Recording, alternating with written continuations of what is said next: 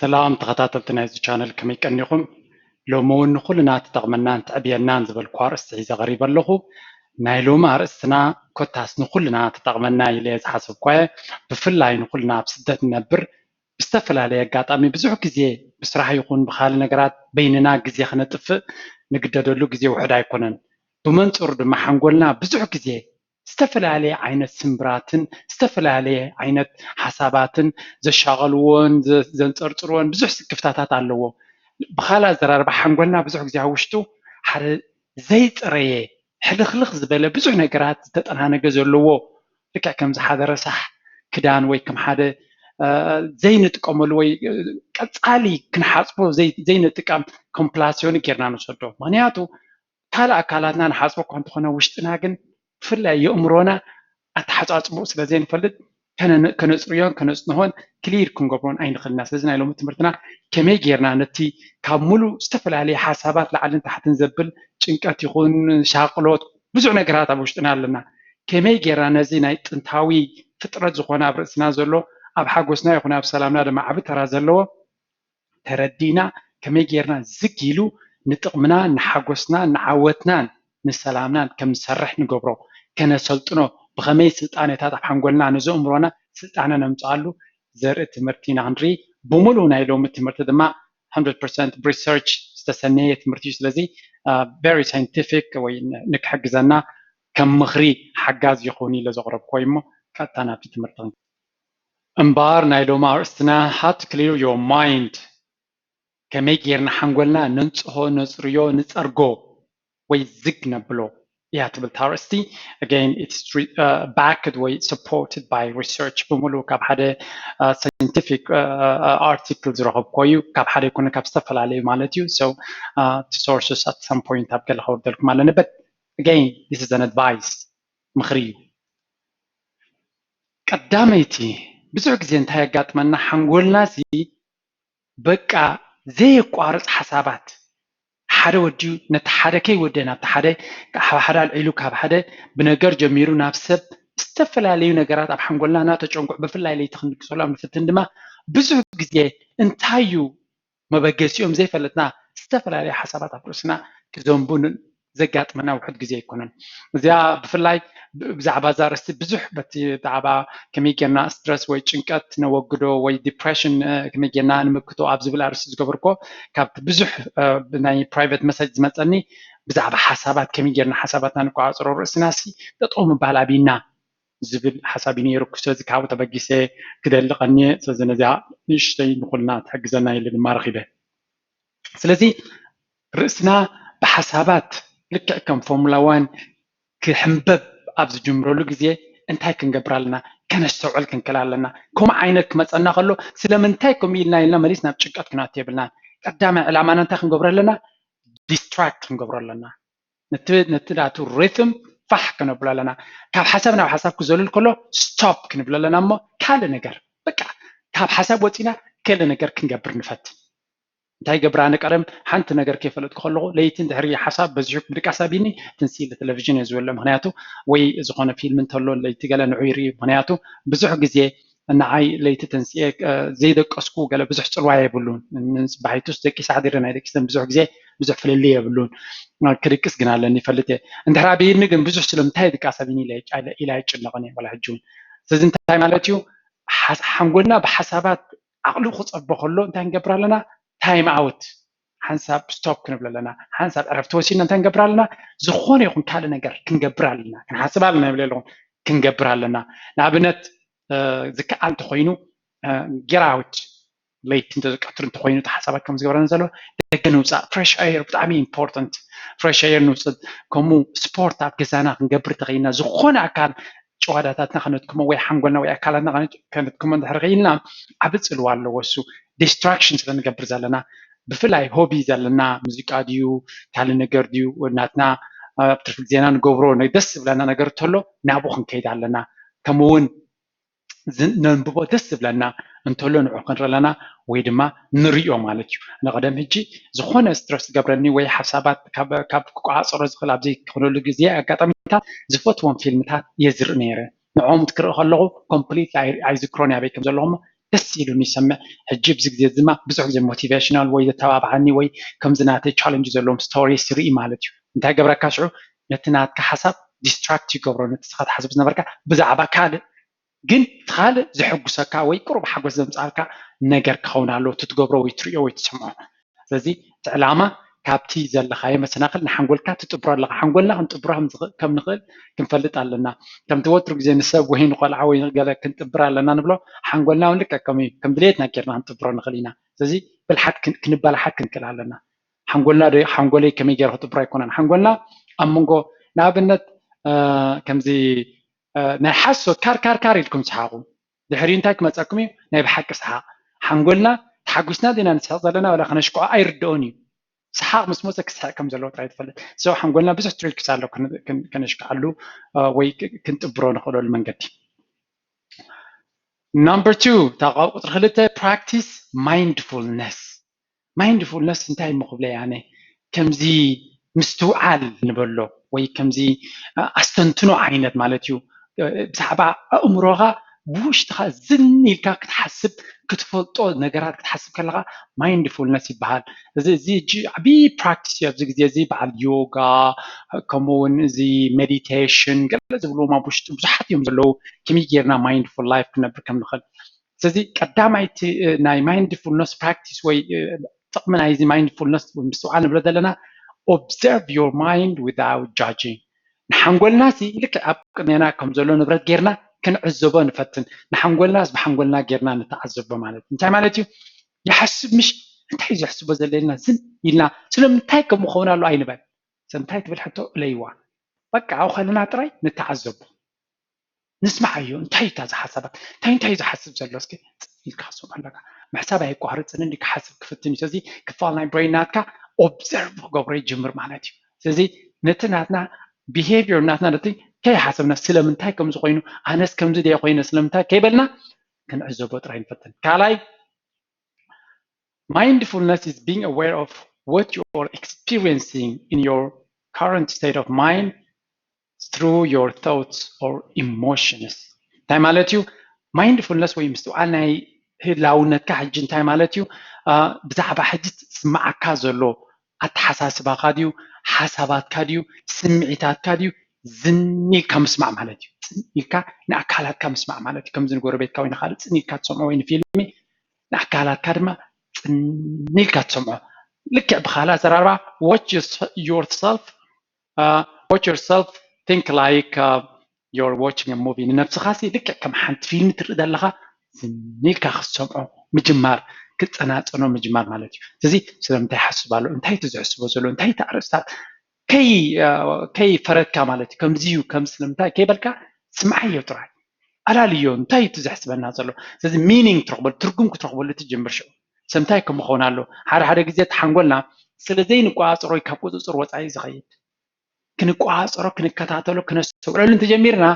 ቀስ እናበለ መስመር ክሕዝ ክጅምር እዩ ካብ ሎሚ ንፅባሕ ኣይኮነን እዚ ፕራክቲስ እዩ ልምምድ እዩ ትሬኒንግ እዩ ስለዚ ኩሉ ግዜ ከነስተውዕለሉ ንጀምር ኣተሓሳስባና ስምዒታትና ክንሓርቕ ከለና ክንሕጎስ ከለና ውሽጥና ኣቲና እንታይ ይስምዓና ኣሎ ክንሪኦ ንፈት እንታይ ዓይነት ስምዒት ኣብዚ ግዜ እዚ ይስምዓኒ ኣሎ ክሓርቕ ከለኹ እንታይ ይስምዓኒ ኣሎ ከምዚ ፅሟኽ ይስምዓኒ ከሎ እንታይ ይስምዓኒ ኣሎ ከምዚ ሓሳባት ክሕንበብ ከሎ ርእሰይ እንታይ ይስምዓኒ ኣሎ ፅኒ ኢልና ነቲ ስምዒታትና ነቲ ሓሳባትና ነቲ ኣተሓሳስባና ኩሉ ከነስተውዕለሉ ንፈትን ምስትውዓል እንተጀሚርና ንሓንጎልና ክንመልኩ ክንጅምር ኢና ልክዕ ከምዚ ደቂ ሓረስቶት ነርኩም ብዕራይ ክለምድ ከሎ ፈንጠርጠር ይድብል ድሕሪ ዝተወሰነ ግዜ ግን ዝጊሉ ኣብ መስመር እዩ ዝኣቱ ከምኡ ድማ ተሓንጎልና መጀመርያ ፈንጠርጠር ክብል ክጅምር እንድዩ ምስ ግዜ ክንደጋግሞ ምስ ጀመርና ከነስተውዕለሉ ምስ ጀመርና ግን ከም ዝፈለጥናዮ መስመሩ ከም ዝሓዘ ሰጥ ኢሉ በቲ ንሕና ዝኣዘዝናዮ ክኸይድን ክሕጉሰናን ክዕውተናን ይፍትን እዩ ቁፅሪ 3 ከምቲ ዝበልናዮ ፕራክቲስ ሜዲቴሽን ዝበሃል እንታይ እዩ ንኣብነት ቃል ብቃሉ ክትርጉሞ እኳ ከቢድ ተኾነ እታ ንዓ ትመስል ቃል ሜዲቴሽን ከምዚ ኣስተንትኖ ንበሎ ከምዚ ሕክምናዊ ንውሽጢ ሓንጎልና ከም ሕክምና ዝጠቕመና ኣካል ናይ ግዜና እዩ ብዙሕ ግዜ ሜዲቴት ምግባር ገለመለ ዝበሃል ኣብዚ ናይ ምዕቡል ዓለም ከም ዓብይ ካልቸር ኮይኑ መፅኡ ኣሎ ምክንያቱ ምስትውዓል ኣብ ነብስና ብዙሕ ግዜ ትመልሲ ካብ ደገ ካብ ካልእ ንደልዮ ዝነበርና لومي كابوشتنا خركب كم زغل نوشتخا تني كاب مسمع عبي عوتن عبي سلامن كسانتن كركب كم زغل تبص حلو قدم توم تنتاويان لباما سبات كاب قدم يمزفلطو نيرو أبتي معبول جزيجن أب حال نجاراتي دلز نبرة هجي كل نجار قديفكا عوشتخا مثلا مس نفسخا بمستنتان زيادة زلا على وجه كم زلوا كزربن research دما دارجا أزيو حيال research لونزي mindfulness and meditation زتقف نابنت meditation بحال انتهي تقوم اللوا it reduces stress and anxiety جنكتن anxiety دما شغلوتن نعم يقنس improves attention and memory ناتنا أقالبو ناب حدا نجار مكبار meditation بعرف بزعبا زار استحداش فيديو يسرح له كقربة حد متيا انت يجي السو نتناتنا أغالبو مقبارن نتناتنا هنصب نتناتنا نايم ذكر نايم استفعال نجر كم يحيله كمون self regulation نفسها نايم قصصار نفسها نايم مملخ عام خادمة يدفعون يحيله تزي زي meditation زبحال كسب قاس كفت نزل لنايو انتاي يمال دما أبكال فيديو ناتيك تري ويا من البعض أبستوسنا جزية وانتنا في اللغة كال practicing meditation is like fitness routine for your brain. Na Harvard study where you had a research at Harvard study انتي رغيبهم meditation practice مقبار كالصالي meditation مقبار نحنقولنا لك كم سبورت وي من كسقاس نأكلاتنا نتي أكلنا خالص زجبرو meditation دم نحنقولنا لك كمو training غيرو سرع حجوس عود حيال كم زخون يجبرو مالتيو سزي إذا عبير research تخيلون عوديو بقليلو كنريو زقبانا يكونن كم زمان لاقت صخ مثلا يقولون it's very very powerful سزي نزي كاس بخاس كأبناتنا حبرتسب زح لموت سلزي يكون كاس نابلكو توقف التنين رابعتي substitution ويكا متكا وي بخال متكا خال عليلن تايو learn to replace bad thoughts with good ones حما حسابات كما تناخلو نحنقولنا نحنا proactively وي بنقحات تعيات دس بلون حسابات كنحاسب نفتي نجمر دس بلون حساب حقوس زمصارنا حساب ولا فانتازي يكون نعونا مصايو انا قدم نشتي كله تقملو زنبرك ميرا انت جبر نيره ايردانن كابي مسيني حما نجر حما دسكفن وي زጨنقن ነገር ከጋጥመኖ ናብነት አባዓል ሱዳን ኣብ ዝነበር ኩሉ ወይ ቅድሚውን ኣብ ሳዋ ኣብ ዝነበር ኩሉ ከምዚ ኩሉ ነገር ዝጨንቀካን ዘፍርሃካን ነገር ኣብ ዝኾነሉ እቲ ዝሕጉሰን ሓሳባት ውራይለ የምጾም ከም ሕልም ምሲለ ተገብረን ትጁ ፋንታዚ ወይ ሓጎስ ወይ ሰላም የምጻትካ ወላ ሓሶት ይኹን ሓንጎልካ ኣይፈልዮን ይሓጓ በሓፈሊ ክረኸተምጾ ዘለኻ ወላ ባዕሊ መጽ ኣይግድሶኒ እቲ ጽቡቕ ነገር ጽቡቕ ነው ወላ ኣብ ሕማ ጭንቀት ዘለኻ ያ ትሕሶም ዘለኻ እንተፈለጠ ነቲ ዘለካ ጭንቀት ግን يقدلي سلزي learn to replace the bad thoughts حما حسابات سمعتاتن بصبغات ولا حق ان يزي يكونوا فانتزي ابنا حلمي وابنا دريمات نازلو غيرنا كنت قوم نفتن very powerful tool unity حما تحساسبا اب حنقولنا زمصنا نخنقو عصرو وينا بصبغ نخنقيرو كمدما use personal mantra ጭርሖ ናትና ናይ ውልቃዊ ጭርሖና ክልወና ኣሎ special phrase to repeat ሓደ ቃል ክኸውን ይኽእል ሓደ ምሉእ ሓሳብ ክኸውን ይኽእል ንሕና ናይ በይንና ንጥቀመላ ንሳ ግን ንዓና ትውክል እንታይ ገብረና እዚ ሕጂ ነቲ ብሬናትና ነቲ ሓንጎልና ነቲ እምሮና ካብቲ ዘለዎ state of mind ወይ ካብቲ ዘለዎ ኣተሓሳስባን ኩነታትን ናብ ካልእ ናብቲ ንሕና እንደልዮ ዘለና ፅቡቕ ከም ዝኸይድ يجبروا مالتي نابنت قال كابتون positive mantras تاكن بقول نخلينا قد مهجوني أبكال فيديو ريح ما نيركم أكيد تحسوا سلوا زخوني يزدق مزلوا نتاكن بقول نخل I love me ذكر لهم دخن كلا لنا حنقولنا من البات حسابات دمالة سنا زلوا تنكاتن فرهن نفسنا زد داخمن كون كله أنا نفسي فتوى ولا ندقق مع ستي I love me نفسي فتوى من علن قال أنا نزا نفسي ترى زلات نعات رأي عتوى بعتني كالي بالليل لازم عك فتوى لني كالو أنا بقعت علني بزي قدست كاب تجز مزول حيلتات انت عينك كم سمعتات فترة ليالو أنا أبوشتي بقعت علني إذا بقعت زدما قد قمولي كعوتن دمايو I am good enough أنا بقعيه بقعت علنا مزلغو I can do this إذا نجرسي سحجزلو كجبري غيلي كجبر دماي إبنا كن أمنا لنا ولا حسوت يمثلنا نتجمع كنزاربه خلا دما ريلاكس نكبر كم ريجكشن حنقولنا نو حسوت يزبل منفس الدقيمنا كون كم زغل كنعمل كنكرالنا كاب زلنا يقوتينا زلو نجر كغيريو إلنا نفسنا positive self talk كنزارب كلنا positive mantras كنا معمل كلنا نتزلنا حما حساباتن نتطو زي بالحساباتن بصبو كنتكو معنا زحقسنا نجر كنا نخيلنا حمشاي write it out هذا جزء تحساباتي ما أزني يتفاعل انتايو كابي جمرالو نبي خيرالو تايم بقيسيو بزعبان تايو نتصور يكونن هذا سبب بك حنقولي بحسابات مبال أبيني يلون ترحتيتني انت هاك تحسب كنت له انت يقبلوا يزبلك ويكم يتبلك هاي مالتيو structure ده يكون هذا كرتي ويا هذا ميلا ويا هذا جباب زحزة حساباتنا يكونن سلازين انت يكون قبر لنا بزح studies و research table studies show writing down negative feelings helps to clear your mind بزح research انت يبلنا نتزلنا بفلاي نحاسبو زلنا حسابات نيجاتيف وي الوتاوي زحزله وي الوتاوات حساسبان ترقين انت يقبر نعو قسيل كا خصحفو حدا بحدا نطب كصحفو انت جميركا حنقولكا نتوم حسابات حدا يفلطو انتي مخانم توم زحسبو هازلو تفلطو تديكالو فلطيو تلاليو مالتي كالاي دما قرص خدتحزوم سلتجمر زلقا حنقولكا فلطوم يجمر سوق الى يحنببني سلازي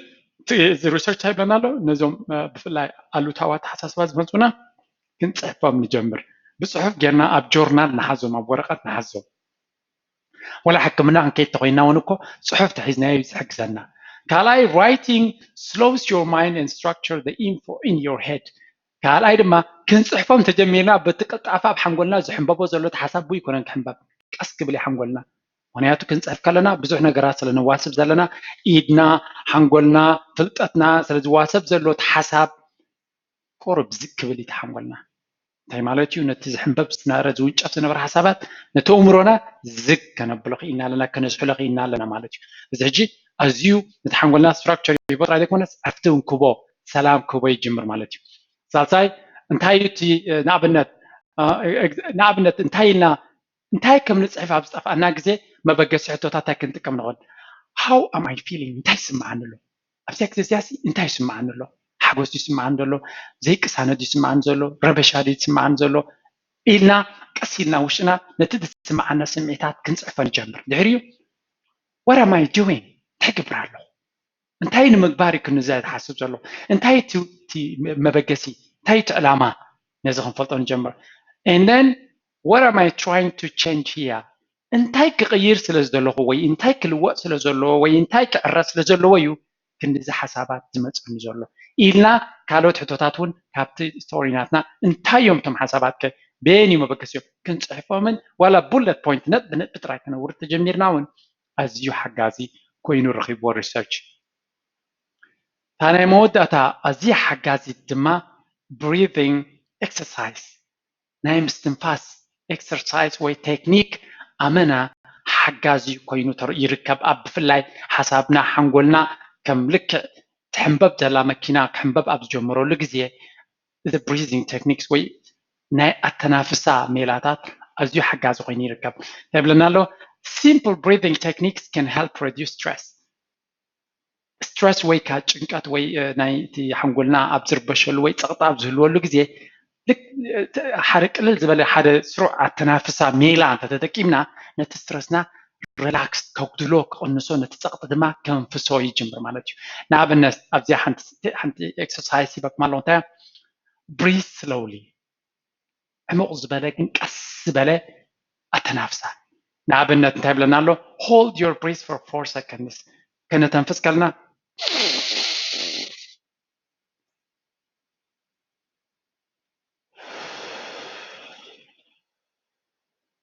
ብለና ኣሎ እንታይ ማለት እዩ እዚ ነቲ ትንፋስና ዕሙቕ ዝበለ ትንፋስ ወሲድና ን4 ሰከንድ ድዩ ዋላ ንገለመለ ግዜ ንፅናሓዮ ኣብቲ ግዜ እንታይ ኢና ክነሓስብ ብዛዕባ ትንፋስ ጥራይ ኢና ክነሓስብ ኣብ ውሽጥና ሓፂና ስለ ዘለና ሽዑ ድማ ቀስ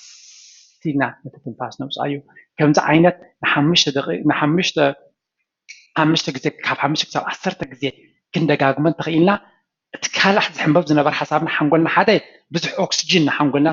ንእትዎ ስለ ዘለና اوكسجينيت نقبر لنا تحنقلنا كالاي دما ابت غزيت كل حسابات زكينا بزعبه مستنفاس تراي كم نحسب نقبر علينا مالتي ስለዚህ እዛ ቴክኒክ እዚኣ ብዙሕ ሪሰርች ካብ መጠን ንላዕሊ ሓጋዚት ኮይና ረኺቦማ ኣዝያ ኣብ ጥዕና ወዲ ሰብ ብፍላይ ኣብ ስትረስን ኣብ ፀቕጥን ኣብ ጭንቀትን ዝለዓለ ተራ ኣብ ንሓርቀሉ ኣብ ንጭነቐሉ ኣብ ንባሳጨወሉ ዓብይ ተራ ክትፃወት ትኽእል ሜላ very simple yet very powerful ብጣዕሚ ቀላል ዝኾነ መድሃኒት ዝኾነ መሳርሒ ዘየድልያ ኣብ ኢድና ዘላ እያ ዓቕልና ኣብ ፀበና ግዜ ብርቱዕ ትንፋስ ነርቨስ ኣብ ንኾነሉ ግዜ ከምኡ ተተጠቂምና ሓንጎልና ሪላክስ ክኸውን ሓንጎልና ኦክሲጅን ብዙሕ ስለ ዝረክብ እቲ ዘለና ጭንቀታት ቅሩብ ህድእ ክብል ይጅምር ማለት እዩ ስለዚ እዚኣ ክነዘውትራ ንፈትን ዕፅር ኣቢለ ክደግመልኩም ሓንጎልና ሓደ ረሳሕ ኣካል ሓደ ዝተጠናነገ ንነዊሕ ግዜ ኣቓልቦ ዘይረኸበ ንነዊሕ ግዜ ብኸመይ ከም ንኣልዮ ዘይንፈልጥ ነገር ከም ምዃኑ ጌርና መንወሰዶ ንዕኡ ምፅራግን ንዕኡ ምፅራይን ንዕኡ መስመር መሓዝን ንዕኡ ምስትኽኻልን ንዕኡ ምስልጣንን ከም ቀዳማይ ከም ኣገዳሲ ስራሕ ጌርና ክንወስዶ ክንክእል ኣለና ስለዚ ሓሳባት ዝተፈላለዩ መኣዝኖም ዘይተፈልጡ ክሕንበብ ኣብ ዝጀመረሉ ዲስትራክት ንግበሮ ካብቲ ሓሳብ ናቱ ንእለዮ ቆልዓ ክበኪ ከሎ ብርቱዕ ገለ ካልእ ነገር ዲስትራክት ጌርካዮ ከይተረድኦ ክስሕቕ ይጀምር ናይ ማለት እዩ ነቲ ዘለዎ ሓሳባት ካልእ ነገር ሓድሽ ሓሳብ ተይቲኻሉ ካብቲ ዘለዎ ሪትም ካብቲ ዘለዎ ታሽሙ ክወፅእ ይጅምር ማለት እዩ ስለዚ ዲስትራክት ክንገብሮ ንፈትን ብዝተፈላለየ ሜላታት እናገበርና ብስፖርት ድዩ ብደገ ምውፃእ ድዩ ብንፈትዎ ነገር ድዩ ደርፊ ንፈትዎ ብምስማዕ ድዩ ብዝተፈላለየ ነቲ ሓሳብ ዲስትራክት ክንገብሮ ንፈትን ዲስትራክት ማለት ካብቲ ዘለናዮ ኩነታት ክንኣልዮ ንፈትን ክንርብሾ ማለት እዩ ማእዝኖ ከነስሕቶ ንፈትን ካልኣይ ፕራክቲስ ማይንድፉልነስ ምስትውዓል ወይ ምስትንታን ወይ ኣይ ዶንት ኖ እንታይ ክብለ ማይንድፉልነስ ከነዘውትር ክንጀምር ኣለና እንታይ ማለት እዩ ንእምሮና ልክዕ ከምቲ ካልእ ኣከዳድናና ድዩ ካልእ ነገራትና ንዕዘቦምን ንሪኦምን ብዙሕ ግዜ እኳ ኣብ ነብስና ምስትውዓል ብዙሕ ግዜ ደቂ ሰባት ኣይንገብሮን ኢና ኣብ ካልኦት ሰባት እዩ ዝለዓለ ብልሕዳትና ስለዚ ግን ልክዕ ከምቲ ንሰባት ንዕዘቦም ንኣእምሮና ነተሓሳስበና ክንዕዘበሉ ስቕ ኢልና ክንዕዘቦ ንፈትን ንኣእምሮና ከይፈረድና ከይፀረፍና ከየዋርድና ከምኡ ድማ እዚ እንታይ ብሎ ማይንድፉልነስ ነቲ ዘለካ ስምዒታት ይኹን ኣተሓሳስባ ነቲ ኣእምሮኻ ስቕ ኢልካ ክትዕዘቦ ምፍታን ማይንድፉልነስ ይበሃል ካልኣይ ድማ ንኣእምሮና ልክዕ ከምዚ ፊልም ኣብ ፊልም ክትርኢ ከለካ ክትቅይር ኣይትፍትን ኢኻ ወይ ከምዚ ከይበልካ ስቕ ኢልካ ኢኻ ትስምዕ ከምኡ ድማ ነቲ ኣእምሮና ክንዕዘቦ ንጀምር እሱ እቲ ምዕዛብ ክጅምር ከለካ ከተለልዮ ስለትጅምር ዘለካ ክትርድኦ ስለትጅምር ዘለካ ዝያዳ ነቲ ሓንጎልካ ክትፈልጦን መኣዝን ከተትሕዞን ትኽእል ልክዕ ካብዚ ተበጊስካ ድማ ሜዲቴሽን ክትጥቀም ከለካ እቲ ሜዲቴሽን ዓብ ፅልዋ ክህልዎ ክእል እንታይ ማለት እዩ ሜዲቴሽን እንታይ ገብረልና ጥቕሚ ናይቲ ሜዲቴሽን ወይ ነቲ ኣፍሰንትኖ ድዮም እንታይ ክንብሎ ኢና ኣይዶኖ ሜዲቴሽን ዋላ ንበሎ ብከምኡ ልሙድ ስለዘይኮነ it reduces stress and anxiety ዘጂ ንፀቕጥን ንሻቅሎት ኣብ ኣእምሮና ዘሎ ከስሕሎ ይኽእል ወይ የጉድሎ ነቲ ናትና ኣእምሮና ወይ ኣቓልቦና ወይ ፎከስ ናትና ወይ ኣቴንሽን ናትና ድማ ናብ ሓደ ነገራት ምስትውዓልን ኣቓልቦናትና ይሕይሎም ከምኡ ድማ ኣካላትና ንምቁፅፃር ዝለዓለ ተራ ይፃወት ማለት እዩ ልክዕ ከም ስፖርት ናይ ሓንጎልና ጌርና ካ ንሕሰቦ ከምኡ ድማ ሕማቃት ሓሳባት ወይ ብዙሕ ካልኦት ሓሳባት መፁና ከሎ ብፅቡቃት ሓሳባት ኣብ ሓንጎልና ኣብ ከባቢና ቅድሚ ሕጂ ዘጋጥሙና ጌርና ክንቅይሮም ንፈትን ከምኡ እውን ብዛዕባ ነብስና ፅቡቅ ዝኾነ ፖዚቲቭ ዝኾነ ኣወንታዊ ዝኾነ ኣዘራርባ ወይ ቃላት ወይ ምልኣት ሓሳባት ከነማዕብል ኣለና ምንዖም ዋላ ፍግዕ ኢልና ከሎ ክንደግሞም ንፈትን ምክንያቱ ፅልዋ ስለ ዘሎም ኣብ ሓንጎልና ዘቶም ከምኡ ድማ ነቶም ኩሉ ግዜ ዝመፁና ዝርብሹና ሓሳባት ክንፅሕፎምን ኣብ ፒሮን ኣብ ወረቐትን ከነስፍሮም ንፈትን ዋላ ኣብ ኮምፒተር ክኸውን ከምኡ ክንገብር ተኽኢልና ቀዳማይ እቲ ሓንጎልና ርግኣት ይረክብ ነቲ ዝሕንበቦ ዘሎ ይዝሕል ከምኡ እውን እቲ ፀገማት ናትና ቅርፂ ከነትሕዞም ንጅምር ማለት እዩ ቅርፂ ተሒዞም ድማ መፍትሒ ክረኽቡ ቀሊል ይኸውን ከምኡ እውን ስርዓት ናይ ምስትንፋስ ኣዝዩ ሓጋዚ ኮይኑ ይርከብ እዚ ድማ ዕሙቕ ዝበለ ትንፋስ ንውሽጢ ወሲድና ኣብኡ ዕብጥ ኣቢልና ያፅናሕና 4 ሰከንድ ዝኸውን ድሕሪኡ ድማ ቀስ ኢልና ከምዚ ናይ ምሕንባስ ቴክኒክ ጌርና ከነውፅኦ ንፈትን ከምኡ 1-4-5 ግዜ ክሳብ 10 ግዜ እንተጌርና ኣዝዩ እቲ ዘለና ፀቕጢ ክጎድልን ቁሩብ ዝሕል ክብልን ኣካላትና ድማ ቁሩብ ሰላም ክረክብን ይኽእል ማለት እዩ እምበኣር ናይ ሎሚ ትምህርትና ኣባጋ መወዳእታ በፂሓላ ኩሉ ግዜ ኣብዚኣ ቻነል እዚኣ ደጋጊመት ዕላማ ናተይ ከነፅረልኩም ደስ እዩ ዝብለኒ ቀዳማይ ዕላማ ናተይ ወይ قدم بس علامانا بيوتيوب زمصانون حبرتسبنا اب قطبا زلعله وصيت كنامص سدتنياتات كوينا نبرالنا كل عالم صباح نغوغن عدنا سلام سكونه صورنا هاجرنا ديكونس قلسنا هاجرنا بريسورس استفل عليه صقاتات حزنا متينا نعدنا ورق دو ጨርቅ ካብ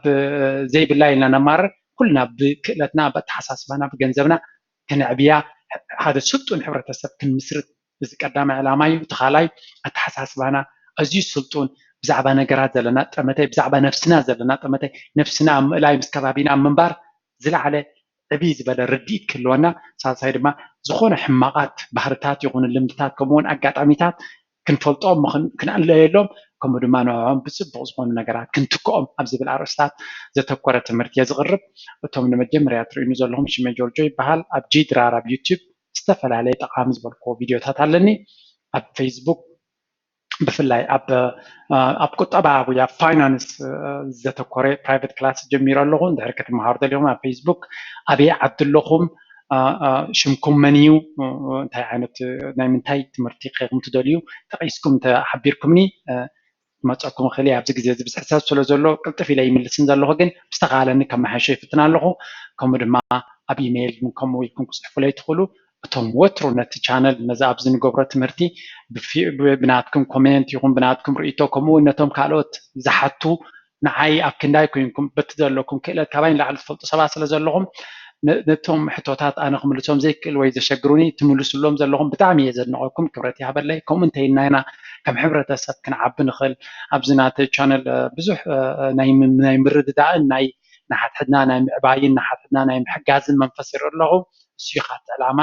ቀንዲ ማለት እዩ ስለዚ ናይ ሎሚ ቪድዮ ብሓፈሻ ኣብዚ ተወዲኣ ኣላ ኣብ ካልእ ትምህርቲ ኣብ ዝቐረባ ክሳብ ንራኸብ ድሓን ኩኑ ቻው